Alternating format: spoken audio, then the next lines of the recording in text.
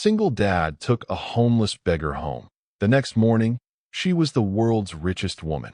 How could a homeless beggar become the world's richest woman overnight? And what could possibly connect a single dad to such an extraordinary change? Hello, everyone, and welcome back to the channel.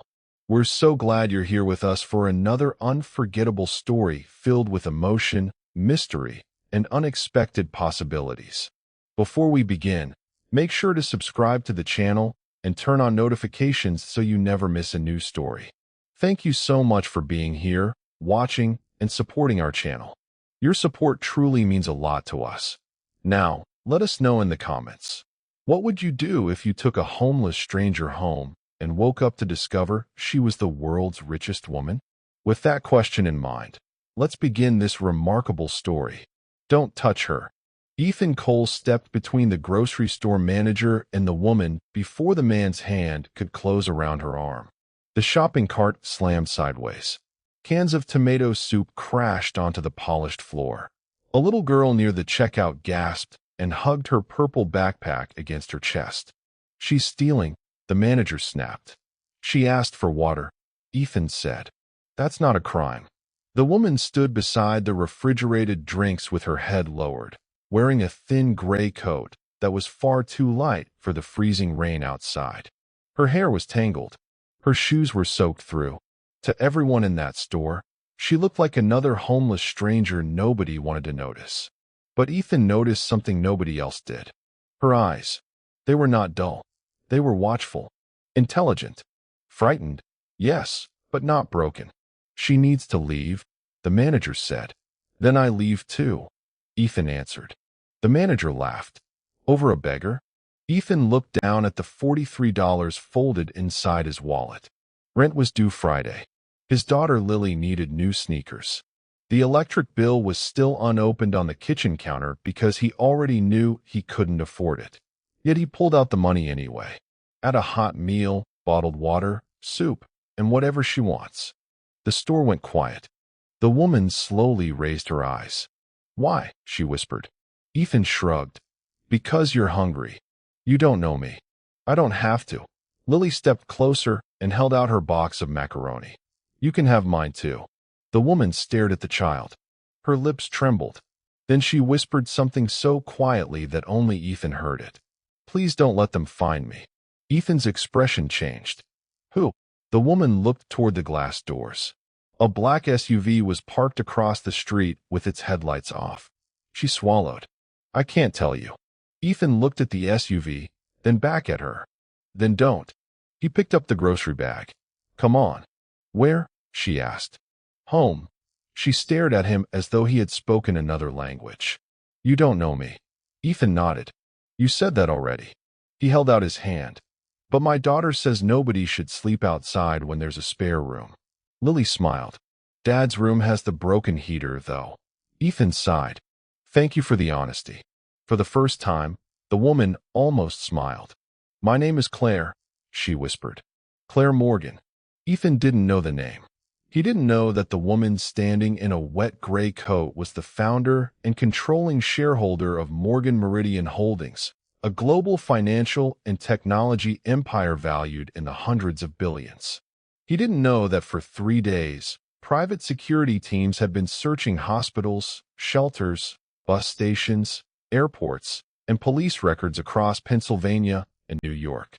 He didn't know that by sunrise, the entire financial world would be asking the same question: where is Claire Morgan?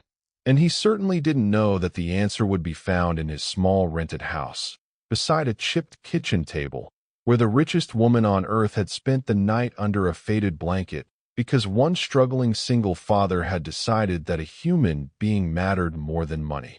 Ethan's blue Ford pickup rattled through the freezing rain. Lily sat in the back seat, holding the grocery bag against her chest. Claire sat beside Ethan, silent, staring through the windshield. The dashboard clock read 8:43 p.m. "You have family?" Ethan asked. "Not nearby. Friends." She hesitated. "I used to." Ethan glanced at her. "That's not the same answer." "No," she said softly. "It isn't." He didn't push. He had learned that grief and shame both became heavier when strangers tried to lift them without permission. The pickup turned onto a narrow street lined with small houses, old maple trees, and cars parked half on the curb. Ethan pulled into the driveway of a weathered two-story rental with peeling white paint. It wasn't much. The porch sagged slightly. One window had been patched with clear plastic. The porch light flickered twice before staying on. Claire looked at the house. "This is yours." "Ours," Ethan said. "Lily and me."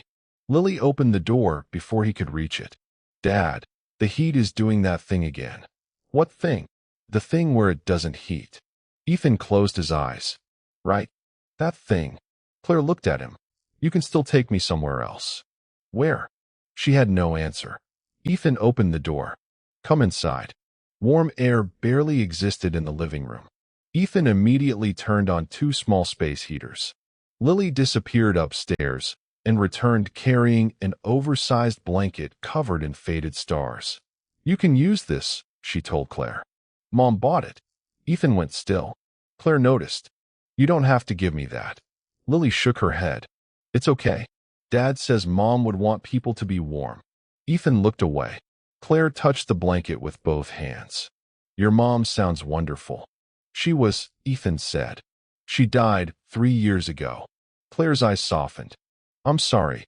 Ethan nodded. "Me too." He walked into the kitchen. "Soup?" Claire hesitated. "Yes." "Good. I have enough for 3. The kitchen smelled like grilled cheese, tomato soup, old coffee, and wood smoke. It was ordinary, almost painfully ordinary. Yet Claire had spent years eating in private dining rooms where every chair cost more than Ethan's truck and every person at the table had an agenda. Nobody had ever looked at her the way Lily did now. Lily wasn't impressed. Lily wasn't afraid.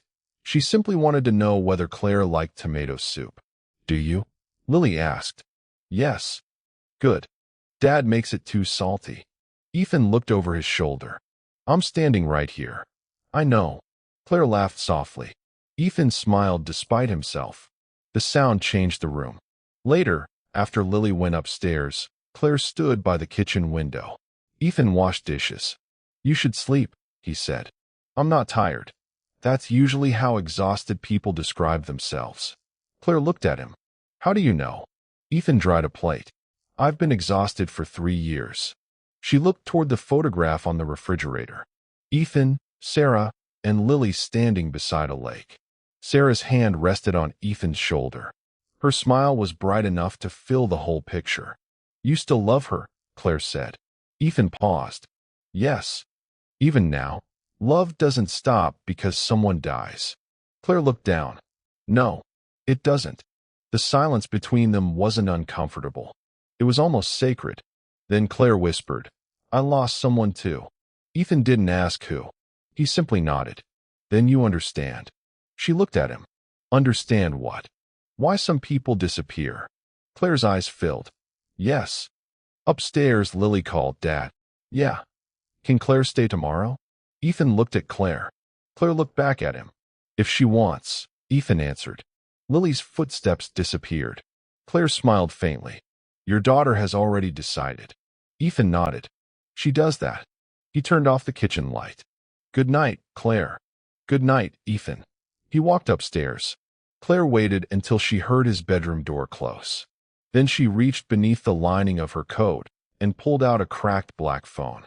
The screen lit up with 83 missed calls. Her chief security officer, her attorney, her chief financial officer, her executive assistant, and one name she hadn't wanted to see, Victor Hale. She opened his latest message. "Return by 9 a.m. or the board will proceed without you." Another message appeared immediately. "We know you're alive. Don't make this worse." Claire's fingers tightened around the phone. She opened a hidden folder. Inside were photographs of financial documents, encrypted transfers, audit records, and one audio file. She stared at it for several seconds. Then she looked around Ethan's kitchen. The chipped mug, the old refrigerator, Lily's school drawings held to the wall with magnets, a grocery receipt showing $43.17 remaining after dinner. Claire had billions. Yet somehow, sitting there, she felt poorer than she had ever felt in her life. Not because of money, because she had forgotten what it felt like to trust someone who had nothing to gain. At 2:11 a.m., the house went silent. At 2:14, Claire heard a car outside. She sat upright. Headlights swept across the ceiling. A second vehicle stopped behind it. Then a third. Claire stepped into the hallway. Ethan was already awake. He stood at the bottom of the stairs holding a baseball bat. "Stay upstairs," he whispered. "Why?" Claire asked. "Because I don't know who they are." 3 knocks struck the front door. Hard. Ethan's jaw tightened. "Who is it?" No answer. Another knock. Lily appeared behind Claire in dinosaur pajamas. "Dad." Ethan looked up. "Go back to your room." "But now." Lily obeyed. Claire came down the stairs. "Don't open it." Ethan looked at her. "Who are they?" "People I was trying to get away from." "Are they dangerous?" She hesitated. "Yes." Ethan moved between her and the door. "Then you're staying behind me." Claire stared at him. "You don't even know what this is." "I know enough." The pounding stopped. A car engine started. Tires hissed against the wet road. Ethan watched through the curtain until the vehicles disappeared. "They're gone." Claire exhaled. "For tonight." Ethan turned toward her. "Tomorrow you tell me the truth." She nodded. "I will." "And if the truth puts my daughter in danger?" Claire looked at the stairs. "Then I'll leave." Ethan studied her. "No," she frowned. "What?" "If they already know where you are, leaving alone doesn't make us safer." Claire's voice trembled. "Ethan, you don't understand what you're getting into." He lowered the baseball bat. "Maybe not." Then he looked at the old photograph of Sarah on the refrigerator. "But I know what it means to protect someone." Claire looked away because suddenly she couldn't trust herself to speak. Morning arrived gray and cold. Ethan woke at 5:52. He made coffee, packed Lily's lunch, checked the furnace, checked the truck. Then he heard a helicopter. At first he assumed it was news traffic. Then the sound grew louder. Lily ran to the window. "Dad." Ethan stepped outside.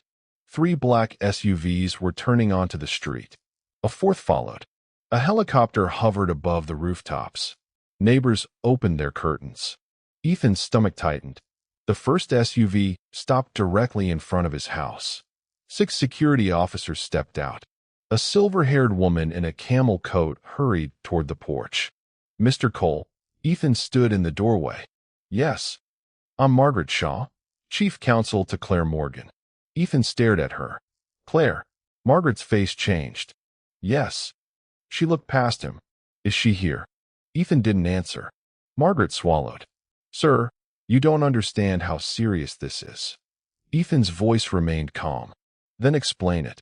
Margaret looked at the house, the patched window, the old pickup. Then she said the words that would change his life. "Claire Morgan is the founder and controlling shareholder of Morgan Meridian Holdings." Ethan blinked. Margaret continued. "Her current estimated net worth is $86.4 billion. Lily appeared behind him. "Dad." Ethan slowly turned. Claire stood at the end of the hallway. She was still wearing Lily's mother's old gray sweatshirt. Her face had gone pale. Ethan looked at her. "Is that true?" Claire nodded. "Yes." He stared at her for several seconds. "You lied." "I hid the truth." "That's still a lie." "I know." Margaret stepped forward. "Mr. Cole, we need Ms. Morgan immediately. There is a board emergency. Markets are already reacting to her disappearance." Ethan looked at Claire. "Why didn't you call them?" "Because some of them are the reason I disappeared." Margaret's face tightened. "Claire." Claire raised a hand. "No. He deserves to know." She stepped onto the porch. The security team lowered their heads. Lily stared at them. "Are you a princess?" Claire almost laughed. "No." Ethan looked at the helicopters. "Then why are there enough people here to invade a small country?" Claire's eyes met his. "Because I am the world's wealthiest woman." Silence. Even the helicopter seemed distant. Ethan looked at the woman who had eaten soup at his table, slept under his daughter's blanket, and whispered that she had nowhere to go. He suddenly understood the black SUVs, the security detail, the fear. the strange gold mark he had seen at her wrist. "Why me?" he asked. Claire stepped closer. "Because you didn't know." "That's not an answer." She swallowed. "Because I needed one night with someone who had nothing to gain from me." Ethan's expression hardened. "You should have told me." "I was afraid." "Of what?" "That the moment you knew, you'd see the money instead of me." Ethan looked at her for a long moment. "I don't." Claire's eyes filled. "That's why I stayed." Margaret looked at her watch. "We have 20 minutes before the board votes." Claire turned toward her. "Cancel it." Margaret stared. "We can't." "Watch me." Ethan looked at Claire. "What are they voting on?" She hesitated. "My removal." "Why?" "Because someone has been stealing from my company." Margaret answered before Claire could. "Not stealing. Redirecting." Claire nodded. "More than $2.7 billion has been moved through shell companies over the last 18 months. Ethan looked at her. "And you found out?" "Yes." "So why disappear?" Claire looked at Lily. "Because they threatened my family." Ethan went still. "What family?" Claire's voice cracked. "My brother died years ago. My parents are gone. I thought I had no family left." She looked at Lily. "Then I realized the people around me weren't family at all. They were employees, advisors, investors, lawyers. Everyone had a contract."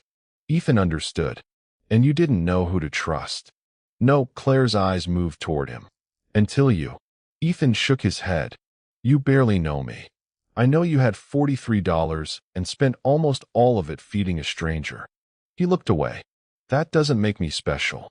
"It does to me." The board meeting began at 9 a.m. Claire appeared on a secure video conference from Ethan's kitchen. 11 board members stared at her. Victor Hale sat at the center of the screen. He smiled. "Claire, good to see you're alive." "Disappointed?" she asked. His smile disappeared. "We are concerned about your judgment." "My judgment?" Claire glanced at Ethan. "You mean the judgment that found $2.7 billion missing?" The room went quiet. Victor leaned forward. "You have no proof." Claire placed the cracked black phone on the table. "I do." Victor's face changed. "Where did you get that?" "From the people you thought were too poor to matter." She opened the encrypted folder. Financial records appeared. Transfers. Names. Dates. Shell corporations. The room fell silent. Victor stood. "This is illegal." Claire smiled faintly. "So is stealing $2.7 billion. One director whispered, "Victor, what is this?" "Fabricated evidence." Claire played the audio recording. Victor's own voice filled Ethan's kitchen.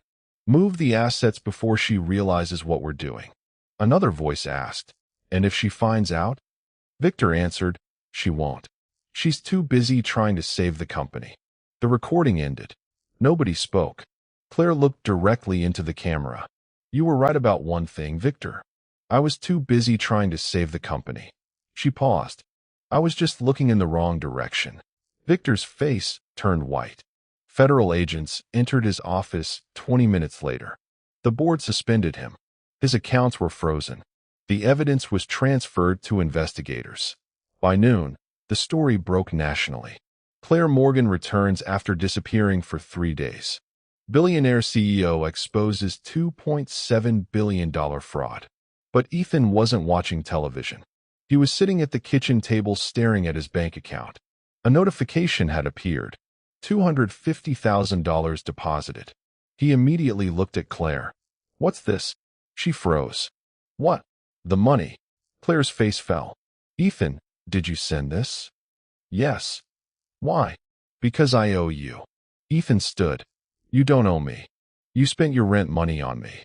"I did that because you were hungry." "Exactly. Then don't turn it into a transaction." Claire looked wounded. "I was trying to help." Ethan pushed the laptop toward her. "Then help without making me feel like I sold you something." She stared at him, then slowly nodded. "You're right." She canceled the transfer. Ethan sat down again. "If you want to help me find a way to earn more." Claire blinked. "What?" "I'm a mechanic. I know logistics. I know trucks. I know how people lose money on maintenance." He paused. "If you want to help, let me build something." Claire smiled. "What?" "A repair and training center.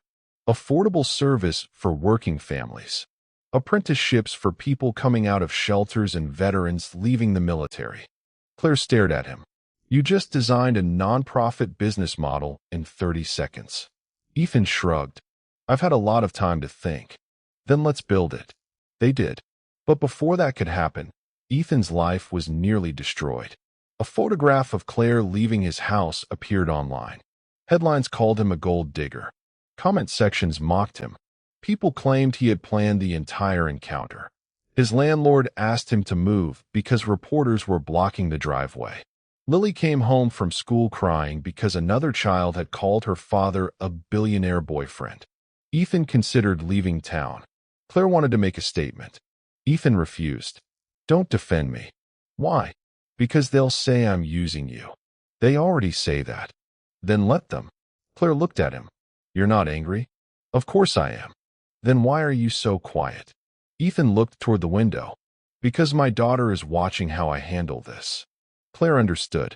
Quiet dignity. Not weakness. Discipline. The next day, Claire did something nobody expected. She held a press conference. But she didn't stand behind a podium. She stood outside Ethan's grocery store. Cameras surrounded her. Reporters shouted questions. Did you pay Ethan Cole? Was the relationship staged? Did he know you were wealthy? Claire waited until the shouting stopped. Then she said, no, one word. The crowd quieted. He didn't know who I was. He didn't ask what I owned. He didn't ask for money. He gave me food when he had less than $50 to his name. She looked directly into the cameras. And when my security team arrived, he still refused to let me be treated like property. A reporter shouted, are you saying you are in love with him? Claire smiled.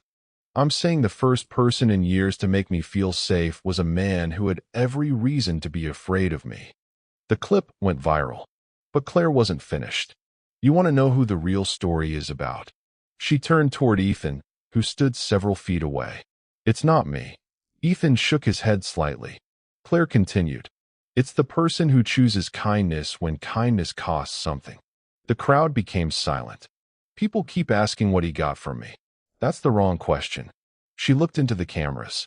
Ask what the world loses when people like him stop believing strangers deserve dignity.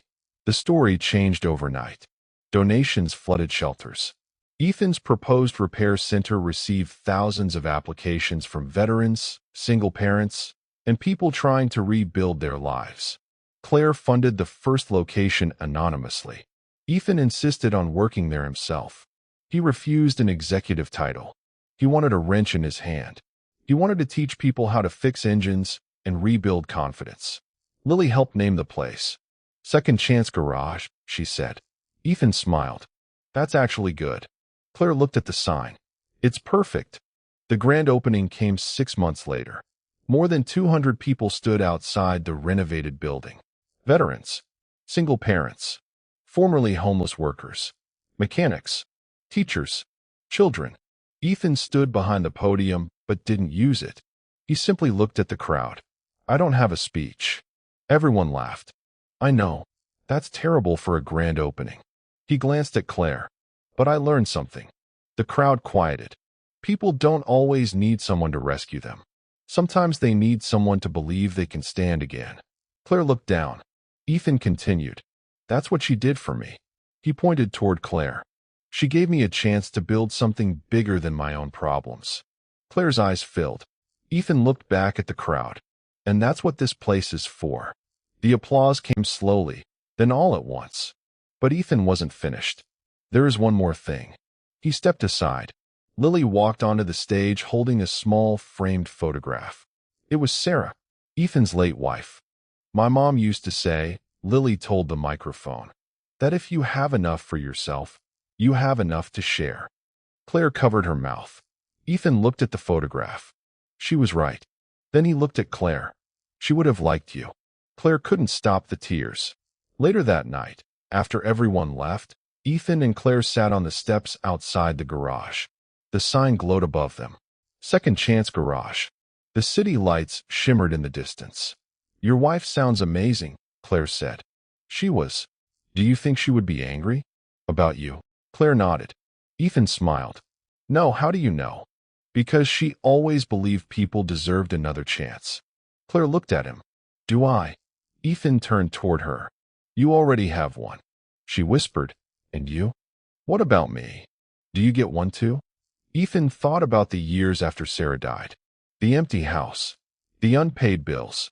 The nights he sat in the kitchen wondering how he could be both father and mother to Lily. Maybe, he said. Claire reached for his hand. You do. Their fingers intertwined. No cameras. No reporters. No money. Just two people who had met at the worst moment of their lives and somehow found a better one together. A year later, Claire was still the world's wealthiest woman. Ethan was still driving his old Ford. Lily still complained about his cooking. And Claire still burned pancakes. But their lives had changed. Not because money had solved everything. It hadn't. Grief remained. Fear remained. The world remained complicated. But now Ethan had someone beside him when the bills arrived. Lily had another person to call when she needed help with homework.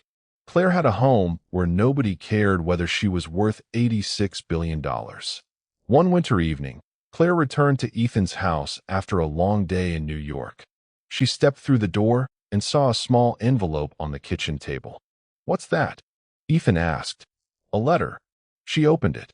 Inside was a photograph from the grocery store security camera. It showed Ethan standing between her and the manager. Lily was beside him.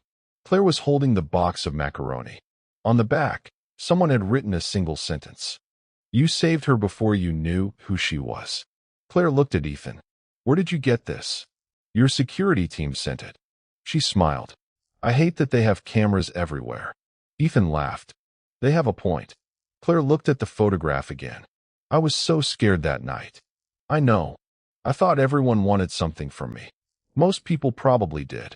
And you didn't. Ethan shook his head. No, why? He looked at her. Because you were cold. Claire's eyes filled again. That's all. That's enough. She stepped closer. What if I had been nobody? Then I'd still have taken you home. What if I had only had $5? Then I'd have bought you soup. What if I had nothing? Ethan smiled. Then I'd have given you half my sandwich. Claire laughed through her tears. You'd be terrible at business. Probably. Good. She leaned her forehead against his. Because I don't want a business partner. Ethan smiled. What do you want? Claire whispered. A family. Upstairs, Lily's voice called. Are you two finally going to stop talking and come eat? Ethan laughed. Claire wiped her eyes.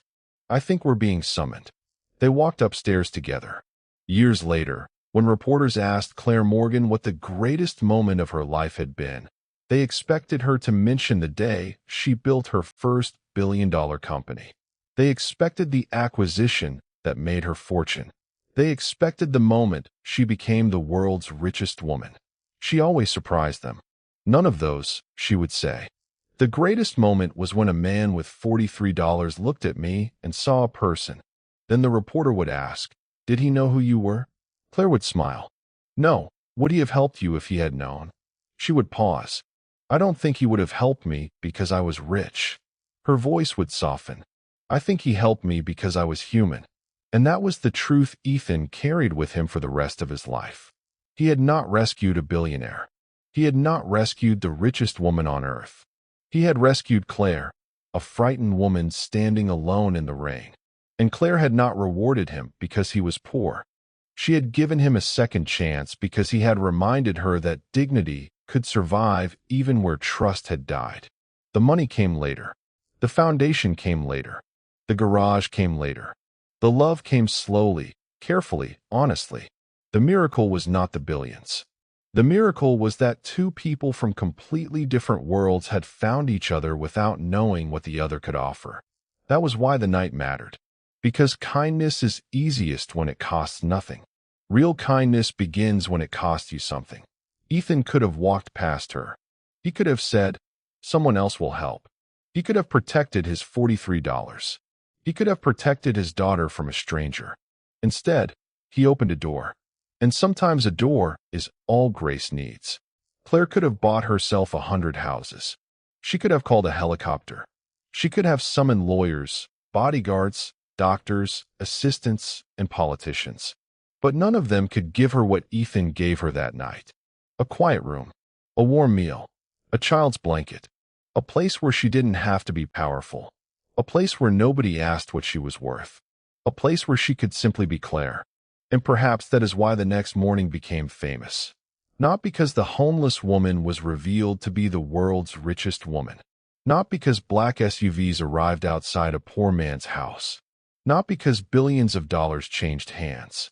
The real miracle happened before sunrise, when Ethan sat in his tiny kitchen counting the money he had left and still decided that another person's hunger mattered more than his own fear. The world saw a billionaire the next morning. Ethan saw a woman. And sometimes the greatest act of justice is not exposing who someone truly is. It is refusing to judge them by what they appear to be.